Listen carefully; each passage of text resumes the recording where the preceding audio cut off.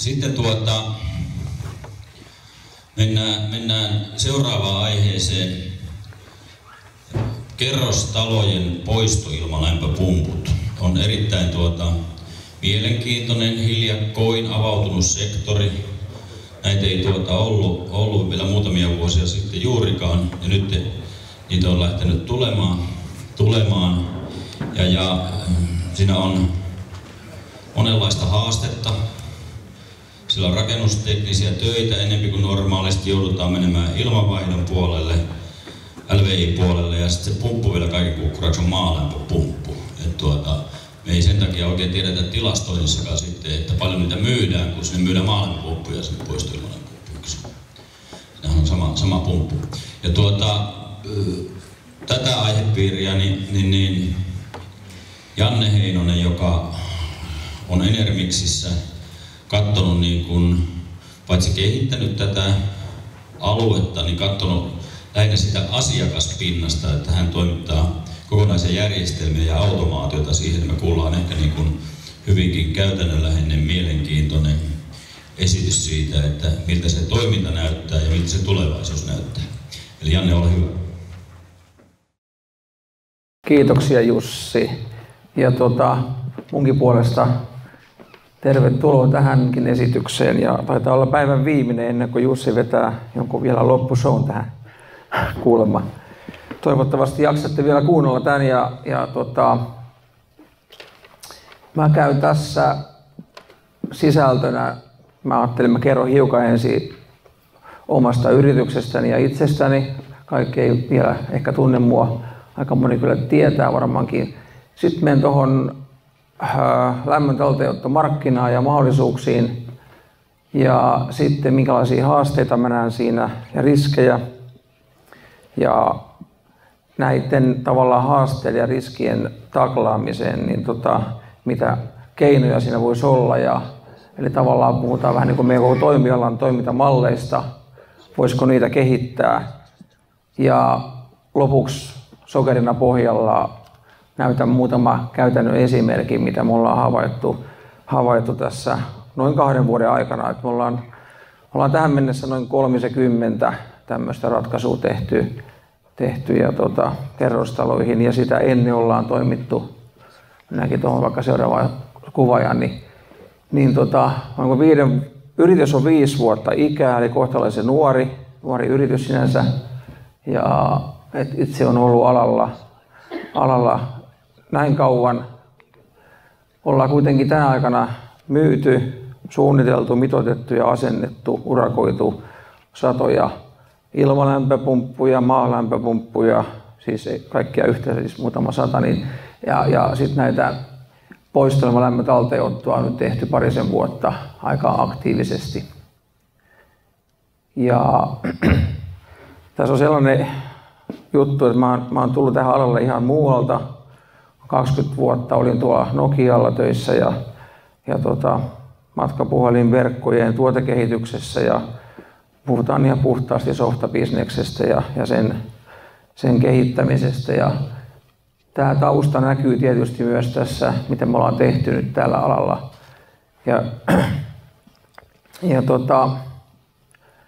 Meillä on tietysti tämä 5 vuoden urakointitausta, ja sitä kautta mä oon itse lähtenyt aika pohjalta tutustumaan tähän lämpöpumpputoimialaan, että ihan ensimmäisenä vuosina olin itse asentamassa ilppejä ja suoritin kylmäainepätevyydet ensin alle 3 kiloa ja sitten yli 3 kiloa. Ja mulla on sähköasentajan ja sähköinsinöörin koulutus tuolta 80-luvun loppupuolelta. Ja nyt tämän vuoden keväänä meillä tuli tämmöinen selkeä näkemys, että meidän ei kannata jatkaa itse urakointia, vaan me ollaan tässä kehitetty rinnalla nyt 3 vuotta tällaista talotohtorin nimellä kulkevaa palvelua, jonka mä kokisin tänä päivänä, näen sen asian niin, että me ollaan tehty tavallaan tietynlaista pioneerityötä, ja toivon, että tämmöisiä samanlaisia juttuja alkaisi tulee tälle alalle lisää, mutta se tulee sitten siinä esityksen loppuvaiheessa konkretisoituu vähän tarkemmin. Mutta se tosiaan tarkoittaa sitä, että me ollaan lopettamassa urakointi kokonaan, ja halutaan tarjota urakoitsijoille koko maassa näitä palveluita, mitä mä tulen tässä nyt esittelemään, joilla siis nimenomaan esimerkiksi nyt tämän kerrostalo-pilppimarkkinan mahdollisia riskejä ja haasteita voidaan hyvin taklata. Okei, jos me katsotaan ensin nyt sitä markkinaa, tästä varmasti moni jo saman asian on kuullut, mutta meillähän kohderyhmänä on 60-luvulta alkaen, kun koneellinen poisto tuli kerrostaloihin, niin sieltä lähtien aina 2000-luvun alkupuolelle, kunnes rakennusmääräykset muuttui 2002, että pitää ottaa talteen poistelmasta energiaa, niin koko tämä väli on rakennettu kerrostaloja. Ne on kaikki edustaa aika suurinta kantaa, mitä meillä tällä hetkellä on, ja niitä on liki 40 000 kappaletta Suomessa Tilastokeskuksen mukaan. Ja jos me tehdään tämmöinen skenaario, että ajatellaan, että 80% näistä olisi oikeasti potentiaalisia, eli että se olisi kannattava. Eli voisi ajatella vaikka, että näihin 20% sen investoinnin takaisinmaksuaikaa nykyisellä energiahinnolla on alle 10 vuotta. Niin silloinhan taloyhtiöt yleensä kiinnostuu jostakin hankkeesta tämmöisestä, jos puhutaan niin kuin alle 10 vuoden takaisinmaksuajasta. Sitten jos on ihan pieni kerrostalo, matala, pitkä, vain 20 asuntoa tai vähemmän, niin tämmöinen investointi ei välttämättä ole ihan niin kiinnostava. Okei, jos me oletetaan näin ja ajatellaan, että keskimääräinen investointi taloyhtiöllä on 90 000 euroa, niin me saadaan aika hurja markkinapotentiaali tästä yhdestä ainoasta segmentistä, joka on nyt, voisi sanoa, että se on nyt avautumassa tämä markkina Suomessa. Se on lähtenyt viimeisen vuoden 2 aikana tosi voimakkaasti liikkeelle. Taloyhtiöt kyselee tästä, erittäin kiinnostuneita, mutta kuitenkin suurin osa taloyhtiöistä ei välttämättä edes vielä tunnista, että tämmöinen ratkaisu heille olisi tosi fiksua. Eli paljon joutuu vielä tekemään sitä markkinatyötä myös. Mutta toi on tosi iso. No sitten jos jatketaan vielä skenaariota pikkasen, eli jos me jaetaan tämä koko potti, koko markkina, kaikki talot 20 vuodelle, eli tehdään siis tasaisesti 20 seuraavaa vuotta näitä urakoita, niin me päästään tekemään 140 miljoonaa euroa bisnestä joka vuosi 20 vuotta eteenpäin. Ja jos verrataan tätä nyt tuohon, mitä Jussikin esitteli, eli tällä hetkellä koko toimialalla rahaa liikkuu 350 miljoonaa, niin me tuodaan tällä pelkällä segmentillä 40% kasvu tähän koko toimialaan. Tämä on tietysti nyt potentiaali, ja tämä ei realisoidu tietenkään heti, kun se tarkoittaisi noin 1500 kerrostaloa joka vuosi. Et me tehtiin, tai tänä vuonna me on tehty tänä vuonna näitä kohteita 10. Sitten meillä on täällä useita muitakin toimijoita varmaan paikallakin, niin en osaa arvioida muiden tilannetta, mutta en tiedä meneekö pahasti pieleen, jos koko Suomessa tällä hetkellä on tehty kaiken kaikkiaan vuodessa, niin 100-150 korkeintaan. Olisiko joku tämmöinen luku voisi olla se, missä nyt mennään. Eli me ollaan niin 10% otettu nyt siitä markkinapotentiaalista niin kuin päästy niin kuin toteuttaa. Eli siellä on paljon vielä tekemistä. No joo, mä lisäsin ton vielä tuohon, kun tänään tuli toi 2030 tavoite, eli 12 miljardia pitäisi saada niin kuin myyntiä ja liikevaihtoa ja näin, niin tämä, jos me otan 15 vuotta kertaa 140 miljoonaa, niin me saadaan 2 miljardia, liki 20% tällä segmentillä tuosta lopun tavoitteesta jo katettua. Okei, no markkina on mahtava. Siinä on paljon kaikille, mä väittäisin, että kaikille Suomen urakoitsijoille, jotka haluavat lähteä, niin riittää töitä. Mutta tässä on myös muutamia haasteita. Eli nämä tilaajat, asiakkaat, eli käytännössä siis taloyhtiön hallituksen jäsenet siellä, jotka päätöksiä tai sanotaan tekevät valmistelut siellä taloyhtiön puolesta ja kilpailuttavat isännöitsijän avustuksella ja valitsevat sitten sen toimijan, joka sen tekee, tai suosittelevat sen valintaa taloyhtiöä sen päätöksen tekee, mutta pitkälti taloyhtiössä sitten äänestetään sen hallituksen antama ohjeistuksen mukaan, niin ne on maallikkoja, Siellä ei ole semmoista ammattiosaamista kuin tässä huoneessa on, että mikä on oikea ratkaisu. Että jos tässä puhuttiin nyt, että omakotiasunnon on vaikea valita toimittajaa, että onko se kaivo nyt 150 metriä vai 170 metriä se oikein hänelle, niin valitsi hän nyt kumma tahansa, niin ei se nyt todennäköisesti kauheasti ongelmia tuota, jos se nyt ihan olla väärin mitoitettu. Mutta sitten kun mennään näihin isompiin kohteisiin, niin kyllä siellä voi tarjousten vaihteluväli olla niin kuin euroissa 50 000 euroa, halvin ja kallein tarjous. Niin miten ne taloyhtiön väki siellä sitten osaa päättää, että onko se halvin nyt oikeasti paras heille? Välttämättä ei. Toinen haaste, mitä mä näen tällä, kun tulin ulkopuolelta ja katselin tätä tietysti koko ajan seurannut, niin aika usein, varsinkin taloyhtiöt, niin ne lähtee suoraan kilpailuttamaan. Niillä ei ole mitään hankesuunnitteluvaihetta siinä alussa. Kukaan ei tavallaan ensin katso, että minkälainen ratkaisu siinä talo olisi hyvä. Mitään esiselvityksiä ei tehdä, vaan siellä hallituksen aktiivijäsen, insinööri mahdollisesti innostuu asiasta ja pyytää heti tarjouksia eri toimijoilta. Ja sitten niitä tarjouksia tulee hyvin erinäköisiä. Ja sitten taas ollaan siinä sama kysymyksen edessä, että mikä näistä on oikein. No sitten on vielä tämmöinen ongelma mun mielestä, ihan omakohtainen kokemus, että jos tehdäänkin hankesuunnittelu, niin sitten meillä on kuitenkin edelleen se ongelma, että kuka sen osaa tehdä oikeasti kunnolla, että se lämpöpumpputeknologia on riittävän hyvin hallussa sillä suunnittelijalla. Tuossa kun suoritin 2012 tämmöisen energiatehokkuusasiantuntijakoulutuksen työn ohessa TTYlle ja Aalto-yliopiston järjestämässä, niin meillä oli 80 LV-insinööriä mun lisäksi kurssilla. Ja siellä vuoden aikana, kun mä tätä asiaa siellä tutkin ja selvitin ja pidin vähän esityksiä, niin hyvin kävi ilmi, että silloin pari vuotta sitten niin suurin osa näistä konkarisuunnittelijoista ei oikeasti ymmärtänyt lämpöpumpusta juuri mitään. Ja oli tietynlaisia käsityksiä ja uskomuksia, miten ne toimii. Ja tilanne on varmaan parantunut, mutta kyllä edelleen tulee vastaan tuolla hankesuunnittelun tekijä laittaa sitten sen kautta tulee tarjouspyynnöt, niin ne on aika omituisia välillä ne annetut ikään kuin ohjeistukset sitten lämpöpumpputarjoajalle. No sitten valvonnassakin on puutteita. Kaikissa taloyhtiöissä ei älytä ottaa valvontaa ollenkaan. Valvojaa siis sille, kuka valvoo sen urakan, että se urakka menee oikein ja hyvin. Mun mielestä se on tärkeää, vaikka itse on urakoitsija ollut koko ajan ja urakoitsija helposti ajattelee, että ei tämä nyt tämä valvojaa sotketa, että ne on hankalia tyyppejä, että kyllä me tämä homma osataan, mutta kyllä mä näen kuitenkin, että se valvonta nostaa laatutasoa ihan selkeästi ja epäkohtia tulee sitten, vähemmän jää epäkohtia siihen toteutukseen.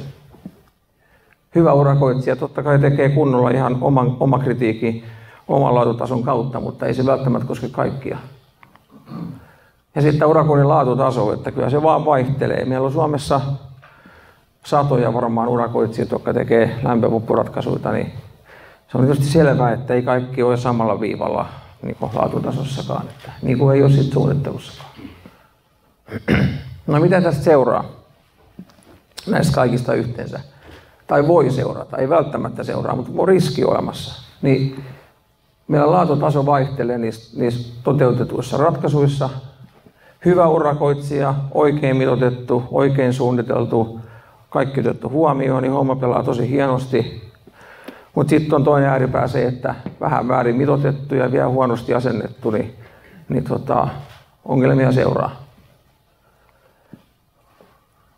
Ja mihin tämä mun esitys oikeastaan kulminoituu, niin se kulminoituu siihen, että kun näitä ratkaisuja tehdään erilaisilla tasolla, laatutasolla, niin kärsijähän viime kädessä on se asiakas, se tilaaja. Eli minkä takia hankitaan lämpöpumppu ylipäätään? Ei sitä hankita sen takia, että se on nyt cool juttu, että se on kiva hankkia, vaan se hankitaan vain ja ainoastaan sen takia, että sillä säästetään rahaa, säästetään energiaa. Ei taloyhtiö hanki pilppiä, jos ei siitä ole mitään euromääräistä hyötyä heille. Ja näin ollen meidän pitäisi toiminnalla pitää huolta, että se asiakas saa maksimaalisen hyödyn jos sillä luvataan tarjousvaiheessa, että se säästää 15 500 € pilpillä, niin se pitäisi myös sitten toteutua, eikö? Joka vuosi, niin kauan kuin se laite toimii. Ja näin tänä päivänä ei asia ole. Tilanteet tullut vastaan, että mä olin tuolla energiamessulla Tampereella, mikä on ollut tänään viimeinen päivä, niin eilen kävi siinä osastolla yksi konsultti, ei kertonut nimeensä, mutta poikkesi siinä ja sanoi, että kyllä he olivat tyhmiä siellä yhdessä kohteessa, kun eivät tajunneet seurata sen laitteen toimintaa. Että oli vuoden ollut toimimattoman asennuksen jälkeen, kun yksi anturi oli väärässä paikassa. Kukaan ei ollut vuoteen huomannut. Sitten kun vuosi meni ja tuli katsottiin kaukolämpölaskua, niin ei se ollutkaan tippunut. Tämä on ääriesimerkki. Eli pitää niin kuin valvoa ja mä näen tämän ehkä laajemmin vielä, että tämmöisen niin toimintamallin muutoksena, mihin mä palaan kohta. Okei, sitten vielä muita haasteita. Kun puhutaan taloyhtiöistä, niin tänä päivänä on semmoinenkin ongelma, että taloyhtiöt ei välttämättä saa helposti pankista lainaa. Se on tullut vastaan muutaman kerran, että se on pankit kokee tietyissä tilanteissa, vaikka taloyhtiöllä on talousasia kunnossa, niin pankki toteaa, että ei niin kuin liian iso riski. Se on yksi haaste. Päätöksenteko on hidasta. Ja toinen on, että siellä taloyhtiössä mietitään ja siellä yksi osakas pistää hanttiin, niin se kestää sitten puoli vuotta ja monta kokousta tarvii pitää, että saadaan se pilppihanke läpi. Ja sitten kolmantena on viranomaistoiminta, eli tietyissä paikoissa on tullut selkeästi vastaan, että lupien saaminen on tosi hidasta ja pyydetään lisää selvityksiä, pyydetään lisää suunnitelmia ja näin poispäin. Taas sitten toisessa kaupungissa saattaa mennä tosi näppärästi ja helposti ja olla hyvinkin joustavia. Ja kaikki nämä taas puolestaan sitten hidastaa tätä markkinan kasvua ja toimialakehitystä.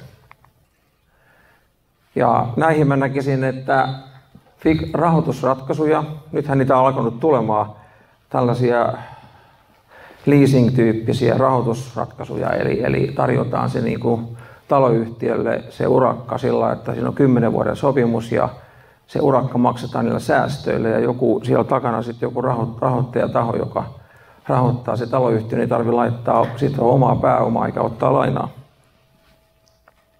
Ja sitten tämä viranomaisloppaus tietenkin on tärkeää tuossa, että saadaan nämä lupakäsittelyt, niin kuin lämpökaivoista jo puhuttiinkin, mutta yhtä lailla näissä pilpeissä on tullut viime aikoina vastaan, että vaikka ei kaivoja tarvitakaan, niin viranomaiset alkaa olla tosi tarkkoja siinä, että minkälaisilla suunnitelmilla aiotaan se vanha puhelin vaihtaa ja miten se asennetaan, miten se kannakoidaan ja kaikkea tällaisia tullut vastaan nyt viime aikoina. No sitten yksi tämmöinen kanssa aika tärkeä juttu on, että kaukolämpötoimijoiden kannalta, eli miten tämmöinen pilppi isommassa mittakaavassa, sitten kun niitä asennetaan kaukolämpöalueelle esimerkiksi puolet kaukolämpöverkossa olevista taloista ja kiinteistöistä on pilpin piirissä, niin siitä alkaa olla merkitystä sillä, että miten ne vaikuttaa siihen CHP-laitoksen, voimalaitoksen toimintaan, koska siinä on tärkeää se jäähtymä, että se jäähtymä ei heikkenisi. Ja tästä on paljon keskustelua ja tässä mä näen, että meidän pitäisi koko alalla, ettei olla napit vastakkain, vaan tehdään yhteistyötä ja keskustellaan. Tästäkin taas esimerkki. Eilen siellä messulla tuli Helsingin kaukolämpöihminen siihen katsomaan meidän esitystä ja näki kuvan siinä, missä oli kaukolämpöpuoleltakin sitten meno- ja paluulämpötilat näkyvissä siinä näytöllä. Niin sano vaan suoraan, että toi on väärin, liian korkea paluulämpötila. Näki niin yhden lukeman siinä ja sitten mä kysyin, että mistä sä ton nyt päättelit, että se on niin väärin tai huono. Oli kuitenkin yli 35 asteen jäähtymä oli sillä hetkellä. Mutta se osoitti vaan sen, että kun me keskusteltiin vähän, niin hän rauhoittui ja niin kuin myönsi, että ei tuosta nyt tietenkään voi mitään päätellä tuosta. Mutta niin kuin asenne on siellä taustalla, että kun näki, että tämä on nyt pilppi, niin tuommoiset ei missään nimessä meidän verkkoon. Ja tätä yhteistyötä tarvitaan, että tämäkin on yksi jarru tässä. No niin, nyt tullaan sitten siihen toimintamalliin, mitä mä tuossa jo alussa sanoin. Eli miten me toimitaan tällä alalla tänä päivänä? Me tehdään se kohdekäynti. Mä puhun nyt siis, tämä esimerkki nyt koskettaa tätä pilppiratkaisua, mutta pätee kyllä ihan vaikka maalämpökauppaan tai mihin tahansa muuhun urakkaan. Mutta eli tehdään kohdekäynti, kartoitetaan se, sen perusteella saadaan lähtötiedot, mitoitetaan sinne laitteet, tehdään tarjous asiakkaalle, käydään mahdollisesti päästään hallitukselle esittelee tarjousta, miksi me ollaan paras, miksi kannattaa valita meidät. Ja sitten saadaan kauppa, sitten suunnitellaan se tarkemmin ja toteutetaan ja otetaan käyttöön. Tämä on se normaali urakoitsijan toimintamalli luonnollisesti. Ja sitten on takuuvelvoitteet 2 vuotta YSE 98 mukaan esimerkiksi. Eli puhutaan tuommoisesta 3 ja 5 vuoden ajanjaksolla tapahtuvasta toiminnasta. Kun taloyhtiössä puhutaan, niin siellähän voi kestää, kun tarjouspyyntö tulee, niin siinä voi ennen kuin se päätös sieltä tulee, siinä voi mennä vuosi, puolitoistakin ennen kuin ne saa se päätöksen aikaiseksi. Kun lasketaan se aika yhteen, kun tarjous on tehty ja takuut on ohi ja ikään kuin kaikki velvoitteet on päättynyt, mitä on sopimuksessa, niin puhutaan 3-5 vuoden elinkaaresta. Mutta sitten meillä on vielä kuitenkin 20-25 vuotta aikaa edessä, niin kuka sen ajan murehtii? Mitä siellä tapahtuu sitten? Silloinhan se pitäisi lunastaa ne lupaukset, laite pannaan käyntiin ja se alkaa tuottaa säästöjä. Sen pitäisi toimia 20-25 vuotta, niin toimiiko se niin kauan ja toimiiko se kompressori siellä optimialueellaan vai onko se koko ajan vaikka ylikuormalla tai jotain muuta, onko siellä häiriöitä, mun näkemys on ja miten me ollaan haluttu lähteä ajattelemaan tätä asiaa, että pitäisi jo heti tarjousvaiheessa tarjota elinkaarimallilla näitä ratkaisuja, joka tarkoittaa sitä, että alkuvaihe tietenkin mennään ihan samalla tavalla. No sitten tänne mä laitoin rahoituksen, eli voisi olla hienoa, että taloyhtiöllä voisi tarjota saman rahoituksen siinä, jolloin se päätöksenteko madalletaan, ei tarvitse siellä asukkaiden pelätä, että he tarvitsee pistää euroakaan rahaa tähän hankkeeseen. No sitten tulee se kauppa ja se tehdään, mutta sitten sen jälkeen niin pidän erittäin tärkeänä, että olisi menetelmät ja systeemit valvoo sitä laitteistoprosessin toimintaa ja myös kykyä tarjota vaikka optimointipalvelua, että pidetään huolta, että se sun 100 000 investointi tuottaa parhaan mahdollisen säästö koko elinkaarensa ajan, toimii moitteettomasti, tai jos menee häiriöille, niin siihen reagoidaan heti, eikä vasta sitten myöhemmin, kun joku sen sattuu huomaa. Ja tarjotaan seuranta- ja raportointipalvelut. Tämän tyyppisiä alkaa nyt tulee markkinoille, mutta mun mielestä ei tämä ole mitenkään säännönmukaista, että jokainen meistä urakoitsijoista tämän automaattisesti sisällyttää aina tarjoukseensa. Mutta mä näkisin, että tässä, jos päästään tällaiseen moodiin mahdollisimman paljon, niin sitten on ajateltu loppuun asti tämä toimintamalli. No niin, tässä on nyt pohjustettu siis tätä mallia ja esitetty se malli, mutta mä ihan muutamalla käytännön esimerkillä meidän kokemusten pohjalta niin perustelen nyt sitten, että miksi näin pitäisi toimia. Eli me ollaan tosiaan kohta 2 vuotta kaikki kohteet, mitä ollaan tehty, oli se maalämpö, pilppi, aurinkolämpö tai joku hybridi. Me on tehty noin 30 kohdetta parin vuoden aikana, niin isoa kohdetta taloyhtiöihin, niin kaikki on ollut tässä valvomon piirissä ja seurannassa ja niiden katoin tuolta meidän järjestelmästä, että mitä nyt viime aikoina on tullut virheilmoituksia, hälytyksiä, niin siellä oli ihan nyt tältä päivältä niin 1 turvakytkin pois päältä, aurinkopiiripaine laskenut hälytysrajan alle, sitten on keruupiripainehälytys tullut edellisen päivänä vaan 1 kohteesta, sitten on 5 päivää aikaisemmin tullut suodatin tukossa hälytys 1 taloyhtiöstä ja sitten on tullut pressostaattihälytys samana päivänä 2 kohteesta. No, tässä on siis toimenpidettä vaativaa hälytystä tullut 1 viikon aikana ja kohteita on 30 valvonnassa. Jos me mietitään, että kerrotaan nuo luvut, montako niitä tulee vuodessa ja jos kohteita onkin valvonnassa 1000, niin meillä on aika paljon työsarkaa tuolla käytön aikana niin kuin ylläpitovaihe. No mitäs tämä maksaa sitten tämmöiset hälytykset taloyhtiöille, jos näitä ei korjata heti? Otetaan esimerkki, tämmöinen 50 asunnon keskikokoinen taloyhtiö, kerrostalo, vähän ehkä keskikoko isompikin. Kuitenkin tämmöinen hyvä kohde, mihin pilppi kannattaa ehdottomasti laittaa yleensä. Niin voidaan ajatella, että siellä, jos se toimii se pilppi siellä hyvin, eikä ole mitään ongelmia, niin se säästää vuodessa 15 tonnia taloyhtiölle. Ja sitten ajatellaan tässä skenaario, mikä tulee, niin että oletetaan, että tämän tyyppinen vika ilmenee lämmityskaudella, kun ulkolämpötila on alle 0. No sehän tarkoittaa sitä, että silloin kun me ollaan pakkasen puolella, niin pilppi käy jatkuvasti, koska ollaan siinä nollarajassahan, ollaan siinä tasapainopisteessä, että sitä aletaan tarvii kaukolämmöstä lisää, mutta pilppi käy koko ajan. Eli kaikki viat, mitä siinä aikana tulee, on tavallaan kriittisiä. Niin mä noita äskeisiä toteutuneita ongelmia tuohon vähän yritin hahmottaa, että mitä tämä voisi maksaa asiakkaalle, jos tämmöinen virhe siellä on, tai vika päällä 1 vuorokauden, 1 viikon, kuukauden tai jopa vuoden. Että pahimmassa tapauksessa se voi olla ihan pois päältä se koko vuoden, jos ei kukaan tosiaan huomaa. Se ei ole ehkä harvinaista, mutta tämmöiset viikon, parin katkokset voi hyvinkin helposti toteutua kerrostalossa. Jos me mietitään sitä pilppiä sen kaukolämmön rinnalla, niin kukaanhan taloyhtiössä ei huomaa, kun se menee häiriölle, koska kaukolämpö paikkaa automaattisesti heti. Eli se huomataan, ilman valvontaa, niin se huomataan ainoastaan silloin, kun joku menee sinne lämmönjakohuoneeseen ja huomaa, että siellä palaa punainen valo, jos ei ole mitään valvontaa.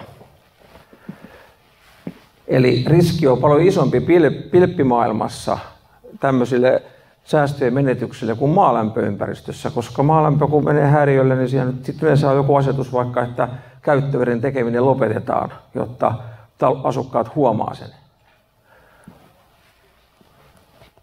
Eli kaikenlaisia summia voi tietysti arvioida, mutta kyllä tuossa mun mielestä puhutaan ihan merkittävistä rahoista.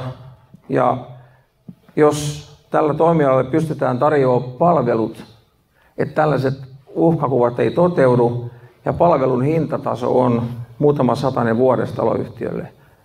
Ei tietenkään, ei me voida pyytää palvelusta 2000 € vuodessa niin kuin palvelumaksua, että huolehditaan, mutta sanotaan näin, että muutama satanen vuodessa, niin uskoisin, että taloyhtiöt on valmiita maksaa palvelusta. Eli siinä on ihan bisneksen paikka mun mielestä. Okei, sitten muita vaikutuksia. Eli tähän ei ole pelkästään rahakysymys, tämä ongelma tai tämä riski, jos se toteutuu. Se on asiakastyytymättömyyttä ja se on maine kärsii koko toimialalla. Kaikkihan tietää ja on varmasti kuullut ja nähnyt uutisia, kun joku taloyhtiöt on saattanut viedä jopa oikeuteen urakoitsijan, kun on ollut väärät laitteet, väärin mitoitettu ja muuta, ja säästöjä ei ole tullut, mitä on luvattu.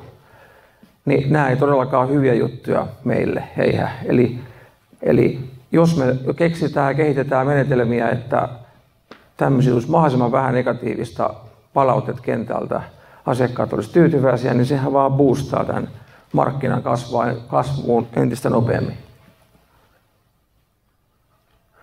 Eli loppuyhteenvetona. Eli tuossa jo tuli aikaisemmassa esityksessä päivällä, Pora teki esityksessä, kuinka hienosti laitetoimittajat ja porauspalveluiden toimittajat pelaa yhteen tänä päivänä ja homma pelaa. Niin mä toivoisin, että se kuva voisi muuttua tällaiseksi. Että tähän tulee kolmas, kokonainen segmentti, valvomopalveluiden toimittajat, joka huolehtii siitä, että ne asennetut laitteet toimii se elinkaarensa loppuun asti. Me ollaan pieni yritys, Me ollaan tässä nyt koitettu vähän tämmöistä pioneerityötä tehdä, mutta tämä on tosi iso kakku ja mä näkisin kyllä, että tuossa on ihan selkeä paikka nostaa koko toimialan niin kuin mainetta, asiakastyytyväisyyttä, säästää sille asiakkaalle rahaa ja se on kaikkien eduksi. Kiitoksia.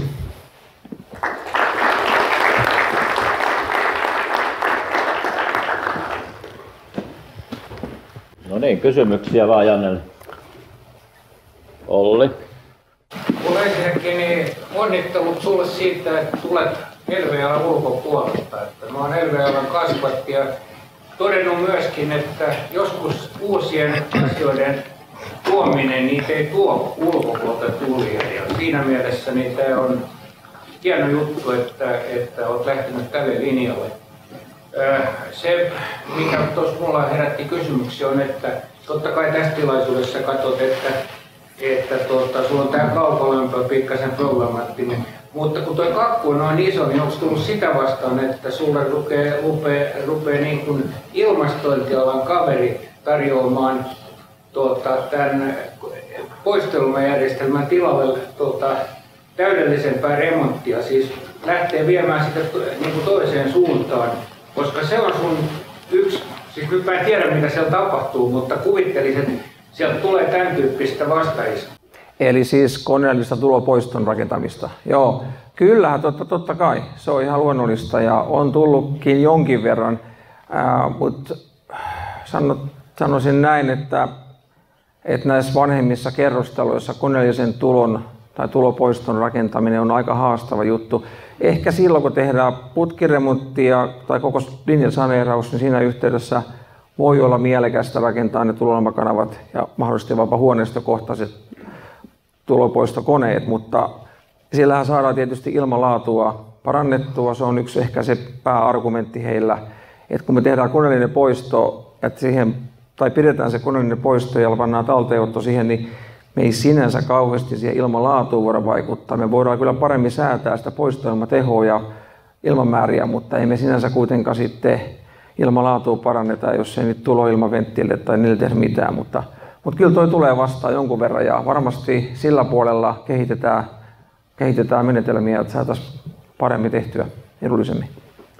Ollille toinen lyhyt. Joo, vaan että sulla oli hirveän fiksu toi Elinkaari juttu, että sä viet yhä pitemmälle. Tässä mä otan analogia, että on kaukaa, mutta koneeseen, joka aikanaan toimitti hissit, nyt silloin koko tämä kunnossapito, josta tulee erittäin iso osa sitä bisnestä. Mä tarkoitan kannustaa vaan sua, että tuohon suuntaan ja katsotaan mitä tapahtuu. Juuri näin, eli urakoitsijoiden kannattaa ottaa toi loput 20 vuottakin haltuun kyllä mun mielestä, koska se ei tosiaan kannata sitä bisnestä lopettaa siihen, että sä oot myynyt ja huolehtinut ne takuuvelvoitteet. Oliko vielä kysymyksiä? Jos ei, niin kiitoksia Janne. Kiitoksia. Tässä sulla oli kuvaaja mukana, niin Kuvaajalle kanssa. Kuvaajalle kanssa. No niin, siellä on. Tämä oli dokumentoitu tämä esitys.